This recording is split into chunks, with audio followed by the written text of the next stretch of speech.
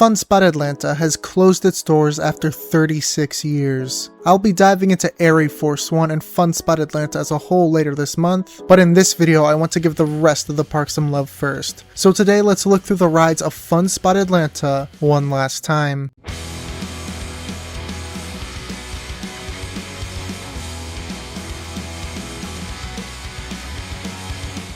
9. Sea Serpent, an E&F Myler kiddie coaster. This is the generic kiddie coaster. You may have ridden this at the other fun spots, Dino's Wonder Wheel, or the Queen's Zoo. This is pretty simple, a drop, a helix, and a few bunny hills. It's good for kids, but this one is memorable for being placed on some wooden planks for some reason. There's not much to it, so let's move on to the next ride.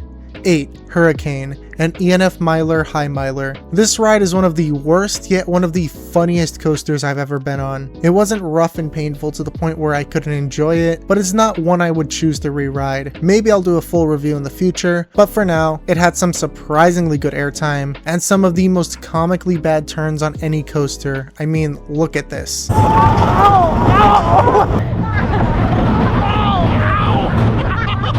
I had a good time both of my rides, but this ride definitely overstayed its welcome. 7. Victory Lap, a go-kart track. This is a very simple go-kart track with a few sharp turns. It ranks so low because it is the least interesting of the three I did, but it served its place well as a step up from the junior track. 6.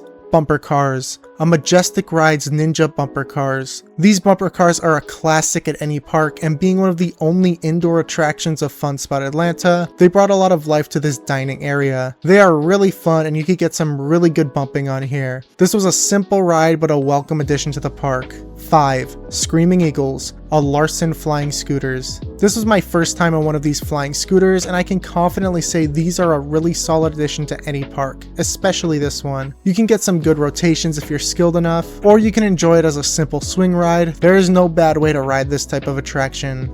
4. Riptide, a Bertazon Matterhorn. This ride packed a decent amount of positive G's into a pretty compact package. I love the swinging as you gain more speed, and the backward section really spices things up. The ride time is really good, and this was a very nice addition to this small park. 3. Samson Monster Track, an elevated go-kart track. The largest of the go-kart tracks, Samson definitely has its own uniqueness to it. With its multiple levels and the descents that feel like you're about to crash, it was a very interesting track. While it may be the track you slowly build up to, I still don't think it was the best one.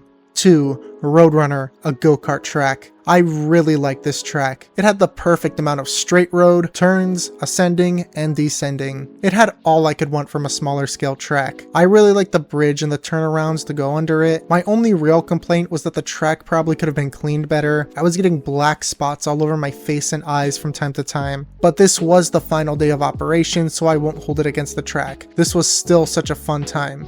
1. Air Force One, a Rocky Mountain Construction iBox coaster. Of course, the top attraction at this local go-karting park was the multi-million-dollar roller coaster that shouldn't have been built there and ended up killing it. While there's so many reasons this ride shouldn't have existed, and the park would have been better without it, I won't be diving into that in this video. Strictly speaking, in terms of ride experience, Air Force One remains one of my favorite roller coasters, with its amazing airtime moments, whippy inversions, and its non-stop fast-paced layout. This may not have been a very unique coaster, with it consisting mainly of RMC's most well-known elements, but it was still a great one, and it will truly be missed. And that is the rides of FunSpot Atlanta ranked one last time. If you enjoyed the video, please consider leaving a like, and if you've been to the park, leaving a comment with your own rankings of the rides. If you want more FunSpot Atlanta and Air Force One content from me, consider checking out my vlog from the final day of operation that is popping up in the card on the left, and if you're watching this later, consider checking out my farewell to Air Force One and FunSpot Atlanta, my in-depth review and look into the park and rides history, and what the future may hold for it.